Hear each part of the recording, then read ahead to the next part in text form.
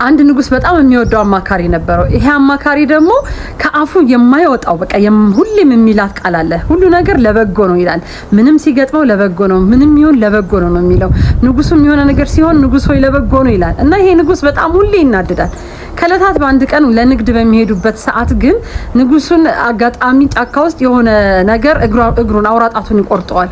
እና ንጉሱ በጣም ይናደዳል፣ ያዝናል። ያመመኝ ሲል የአማካሪ ምን ይላል?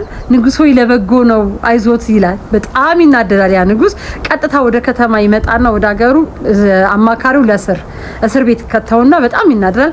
ያ ንጉስ ከዳነ በኋላ ለንግድ ተመልሶ ይሄዳል፣ ብቻውን ማለት ነው። ብቻውን እየሄደ ያለ ጫካ ውስጥ ሽፍታዎች እነዛ ሰዎች ሰው የሚበሉ ናቸው። ይዘውት የት ይሄዳሉ? ወደ አካባቢያቸው። ከዛ እስከሚነጋ ድረስ ብለው ሰቅለውታል ያንን ንጉስ ማለት ነው። ያ አለቃቸው ሰው የሚበላው ማለት ነው። አለቃቸው ልክ ሲሄድ ሊበላው በቃ ሊቆራርጠው ሲያይ አውራ ጣቱ ተቆርጧል። አይ እኔ አልፈልገውም፣ ጎዶሎ ሰውነት ያለው ለመስዋዕት አይሆንም፣ አልፈልግም፣ ውሰዱና ጣሉት ይባላል። ከዛ ተነስቶ ይዞት ይመጣና ቤት ይገባልና እንዲህ ሲል ንጉስ ሆይ ለበጎ ነው እኮ ያልኩት ለዛ ነው። የዛን ጊዜ እግሮች ሲቆርጥ ጣቶች ሲቆርጥ ለበጎ ነው ያልኩት ለዛ ነው። ስንቶቻችን ነን የሆነ ነገር ሲገጥመን እውነት ለበጎ እንላለን? እስኪ መልሱን እናንተ ጋር